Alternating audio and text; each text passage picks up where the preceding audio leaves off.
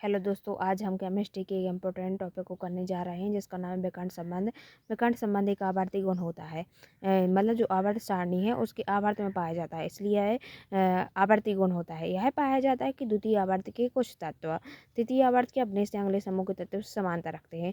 मतलब जो आवर्त सारणी में द्वितीय आवर्त के तत्व होते हैं ना, वह तृतीय आवर्त के अपने से अगले समूह के तत्व से समानता रखते हैं, उसे विकर्ण संबंध कहते हैं। आवर्त सारणी में देख लेते हैं दोस्तों। मतलब जो आवर्त सारणी में मतलब ए होगा प्रथम आवर्त के तत्व, ए होगा द्वितीय आवर्त। मतलब क्या कह रहा है, द्वितीय आवर्त के तत्व तृतीय आवर्त के अपने से अगले, मतलब ये द्वितीय आवर्त के तत्व है ना अपने से अगले समूह, और ये तृतीय आवर्त हो गए तृतीय मतलब द्वितीय आवर्त के तत्व तृतीय आवर्त के अपने से अगले अगले समूह ए वाला हो गया। तो तृतीय आवर्त के तत्व ये होगा और अपने से अगले समूह ए हो गया।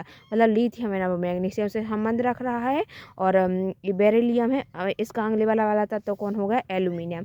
तो ये एल्यूमिनियम मतलब बेरिलियम किस संबंध मतलब समानता रखेगा, एल्यूमिनियम से। तो आवर्त सारणी में द्वितीय आवर्त के तत्व अपने से अगले द्वितीय आवर्त के तत्व तृतीय आवर्त के अपने से अगले समूह के तत्वों से समानता रखते हैं, इसे आवर्त मतलब विकर्ण संबंध कहते हैं। और ये आवर्त में पाया जाता है तो आवर्ती गुण होता है। क्षारीय धातुओं मतलब समूह एक के तत्व है ना और समूह दो के तत्व, इन तत्वों को क्षारीय धातु तथा क्षारीय मृदा धातु कहते हैं। इन्हें क्षारीय धातुएं कहते हैं, इन्हें क्षारीय मृदा धातुएं कहते हैं।